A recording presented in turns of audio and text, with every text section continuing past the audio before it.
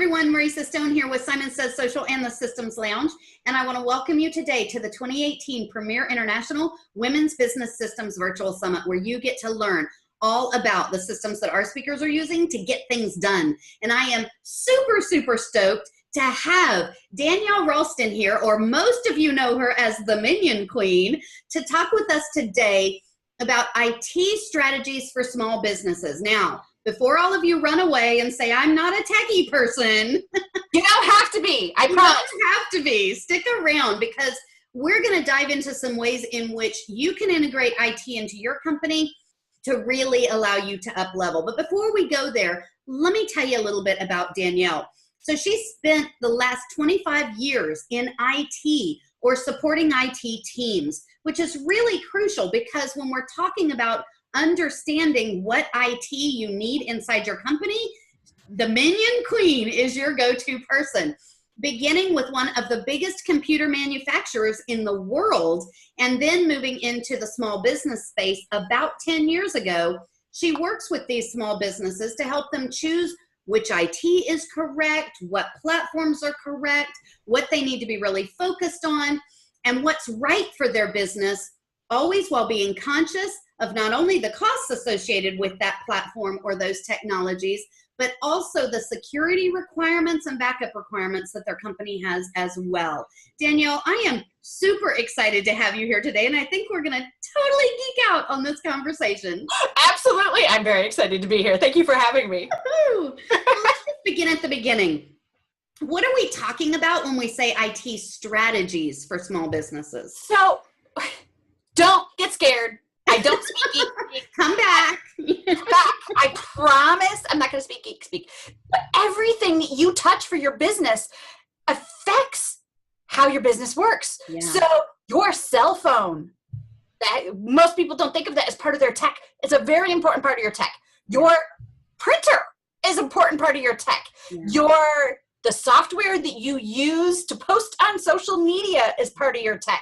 Yeah. Everything affects each other piece. So if your cell phone breaks and you go out and just buy whatever's pretty at the store, as a woman, I'm totally, I have problems with this. Guilty. You could be messing up all of the pieces that you need to run your business. Yeah. So just taking that step back and really thinking about how will this affect this and how will that affect that. And they're not hard questions. They're simple questions. But we really have to pay attention to that. And then, do you have security on any of your stuff? Right. I mean, this week alone, I have dealt with 7 small businesses who have lost information, who have been hacked, had issues with their bank accounts. And for a small business to lose $5,000 out of your bank account, yes, you can get it back. You have those protections with the bank. But what do you do for those 7 days before you get that back? Yeah. That's a really big deal. And it was as simple as a simple piece of software or a simple step that you could have taken to prevent those things. Yeah. And they're all simple. Everything is simple, I promise. And it doesn't have to cost much either. Right, right. And I think that's one of the things that you say is most small businesses really make these quick decisions about IT, right? We call it the shiny object syndrome. You know, oh, this tool is going to do this amazing job for you, and you're going to be able to get everything done and run around your business and get it all done in a matter of minutes. Why is it problematic that we're making these quick one-off decisions and not really slowing down to figure out what's truly going to work for us? So something as simple as those of us that have websites, we have landing pages. So depending on what software you're using for that landing page, I have a particular client today, well, for the last week and a half we've been working with, she chose a platform that she's spending a lot of money on that doesn't integrate with her website. Yeah, that doesn't work. That doesn't work. So now she spent all of this money on something that doesn't work with her website because the salesperson told her it would. Right. I'm sorry, never listen to a salesperson. They have no idea what they're talking about. Or at least listen to them, but go back through and double check and do your homework.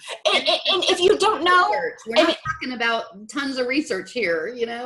No, not at all. It would take me, and I don't know every piece of software out there, but it would take me literally 3 minutes to tell you that, no, don't use this. Yeah. And then I've had other clients who have, oh, there's this free thing. I can use this free thing. Great. But how are you going to migrate off of it when you outgrow it? Right. And that's a big decision. And I had a client, it was a few years back, but I had a client that used this free software instead of using the $5 a month software. Right. That When he got to a point where he had to migrate, it cost him $20,000 to migrate the information out of this free software. So his free software cost him $20,000. If he would have used the $5 a month software, the total cost would have been $300. Yeah. And I think that takes us into the next conversation where you say that free software is never truly free. And we're not just talking about platforms like that you might, end up with a high ticket to get off of. But what other ways are we utilizing software every single day as free software that's not truly free? Facebook. Yeah. So I'm a social media strategist. I mean, we all use our social media. Well, you're putting all your information and your stuff for your business on social media. What are you doing to protect that? Yeah. How are you protecting that? Knowing that you should protect that. Mm-hmm. I was talking to somebody the other day who was heartbroken. Her business page got hacked. She lost control of her business page. All of the freebies that she had put on her Facebook business page, all kinds of information for her clients that was on the Facebook business page. She lost it all. Wow. Start from scratch. Because she didn't, and some of those things, yes, it's free, and yes, it's a wonderful, obviously, that's where I found you, and this is where we talk, and it's wonderful, but you have to protect yourself and know that there are things that you need to do to make sure that your business is protected. Yeah, and you don't own Facebook. If Nope. it were to, knock on wood, disappear tomorrow, those contacts and those connections that you've made inside there, if you don't have go away. they're gone. They're gone. So that's true. That's totally true. So if your business is primarily based inside Facebook, take another look at that and see what you can there are ways to still do that, but protect yourself. Right. So make sure that you're making, not many people even know that. Right. So another thing you talk with your clients about are what you call these simple steps made now before they buy anything to secure that their business is going to be protected and they're also going to be able to grow within that platform.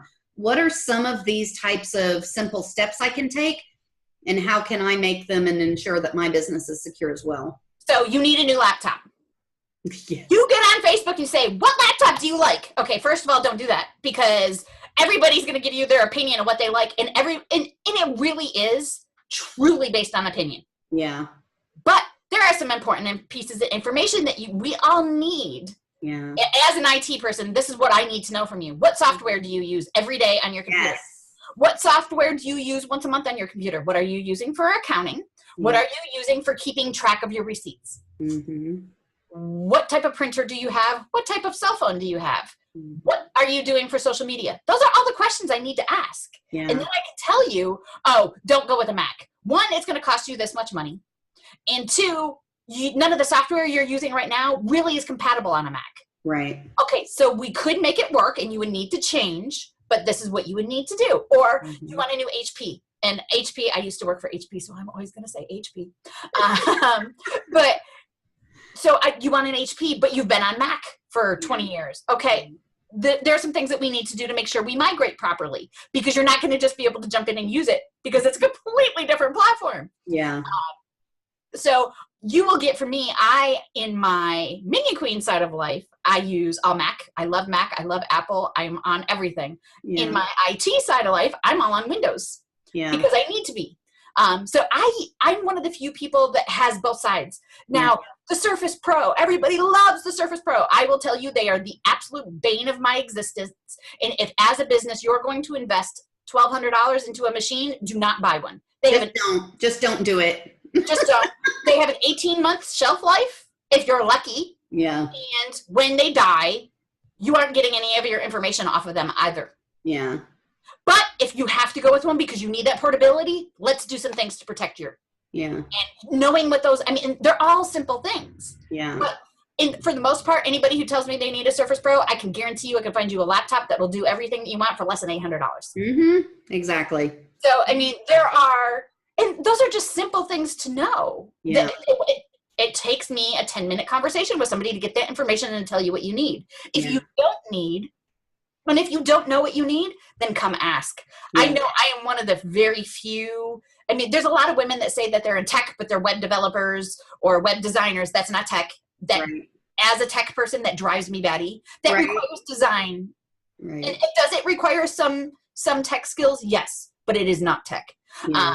Sorry, that's one of my soapboxes. Well, and I think it's super important too to understand that, I feel like a laptop is or a computer in general is such a subjective purchase. Like, absolutely, you get past the things that you absolutely need, the powerful CPU and, the RAM. How it feels, how it looks. As a girl, I want it to be pretty, and I want to customize it so I can make it look. Yes, that's important to me. Yes, I want my backlit keyboard. I want my quiet keys. I don't like noisy keys. Like, there are so many things that are very subjective to you choosing a laptop. I always tell my clients, go to the store and play with them. Here are some that I think you should take a look at, but actually physically go there and play with them. Don't just order online and assume that it's going to be the one that you want. Physically go there and manipulate the laptop that you're thinking about buying. Exactly. It's so important because I love Macs. I love how it feels. I love how it looks. But if I'm going to be doing something very intensive, I am not going to my Mac. I'm going to my PC. Yeah, exactly. But again, that's a personal preference. I know other Mac users who are heavy Mac users. My brother does video and he does audio stuff, and he will not move from a Mac for anything. Yeah. It just depends on what you like. It really does come down, but knowing that all of the pieces that you already have and the software you already own and the software you need to use for your business all works together and will work with whatever you buy next. Don't just go buy the pink laptop, because I'm going to tell you right now, a pink laptop absolutely is not going to work for you because it's not meant for business. It's meant for a little girl. Right. So another thing that you tell your clients, that every single decision they make today can actually impact their business 5 years from now. Yes. So how in the world do we choose the right tools for our business from the start? Okay, so for hardware, you need to make sure that being on Mac, if you're going with that's a really good example. If you're going to go with Mac and you want to be in that system platform, you're probably going to stay with Mac, which means you've got to think, do I want to keep spending $1,500, $5,000, depending on what range you're going for, for a machine every time I need to replace it? That's a decision you should really make, because once you invest in Mac and you are heavily into the software that runs on a Mac and things, there are some things that cross platforms, but not everything. You need to really know that that's a decision you want to make now. Mm-hmm. If you are going to choosing who you're going to use for your email list. So you've got MailChimp and MailerLite and Infusionsoft and Sumo. I mean, there's so many of them out there. Yeah. If you're going to go with free version, make sure that free version, and there are more than that out there. I'm just naming some of the top ones. Make sure that your email list is portable out of there, because there are some that make you pay mega money to get off of them. Wow. In order to do that. But MailChimp, you can export everything to an Excel spreadsheet, which means you can put it anywhere. Yeah. Just knowing that you're using a piece of software you can migrate off of is super important. And just even if you know that the software, you're starting with the software now, I know I'm not going to want this in 2 years. I might not even want it in 6 months. That's perfectly fine. So let's talk about that migration path in between where you are now and where you're going to be, or where you want to be.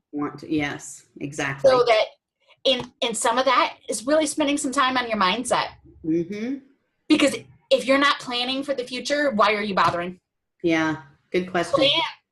I mean, I'm also a time management planning person, so I will harp on the planning, but that comes in very true when you're picking hardware, software, your website, where your website is being built, what platform it's being built. All of those decisions really affect your business roadmap. Yeah. Totally do. That totally makes sense. And I love how you integrated that whole piece of understanding that pretty soon you're going to migrate off this software. Because I think a lot of people start out thinking, oh, I'm in this space, this is where I am. And they don't quite understand that they're going to evolve. I mean, that was, coming off MailChimp was probably one of the very first steps in my evolution, because it just was not working for me the way that I needed it to anymore. So even though my email list had not at that point gotten past the cutoff point on MailChimp where I would bump up a level and pay more, it just was not working for me. And that's how this works. That's how you evolve, and that's how you move from one platform to another. So that migration off of a platform is key. It's crucial. But it's also good to be thinking about this in the fact that, oh, I can migrate off of something. You don't have to, in a business that's not making money, start with Infusionsoft. Right. Infusionsoft is mega money. Yeah. For no mailing list, you're still paying a lot of money. Yeah. You don't have to start with Infusionsoft just because you know that's where you want to go. And mega bells and whistles that you're probably never going to use, or at least not for your first couple of months in business. Right. There's no reason to start in those really expensive pieces of software. Right. There is a migration path from something free. Almost everything has something free now. So you can start there as long as you're careful with picking and knowing that you are going to be migrating. So this is what I've got to plan on in the future and plan towards so that I can. Yeah, totally agree with that for sure.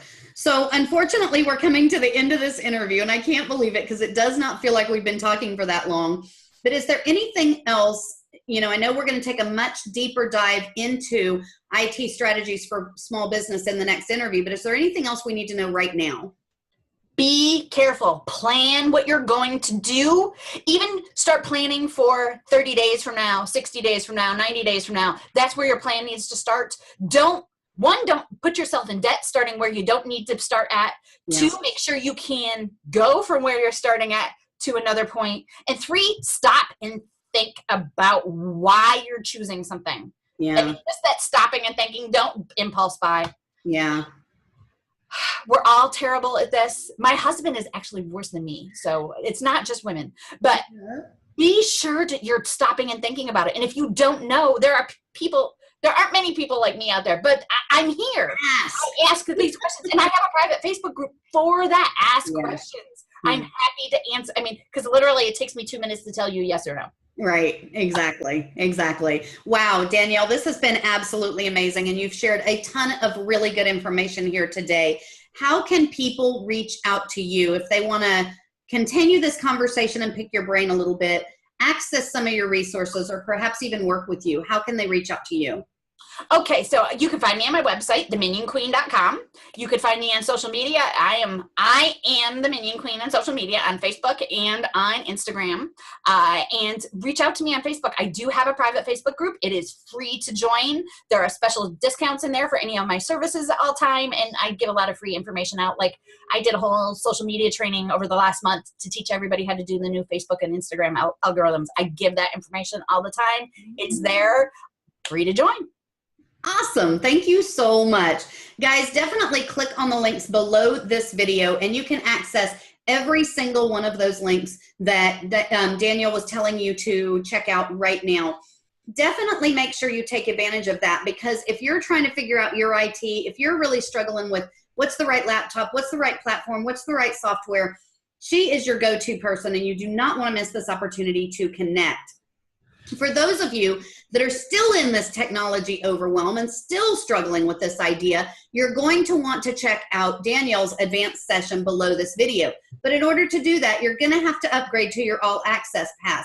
Now, there's also a button below that will take you directly over to that page so you can snag that now. The reason that you're going to want to do that is because not only do you get lifetime access to all of these live versions you're watching right now, but you also get every single one of these deeper dives that I'm taking with every single one of our speakers. And I promise you, you do not want to miss that. Danielle, thank you so much for being here. This has been fabulous. I've loved talking to you. Awesome. Thank you so much. And guys, we will see you inside the All Access Pass. Bye, everyone. Bye.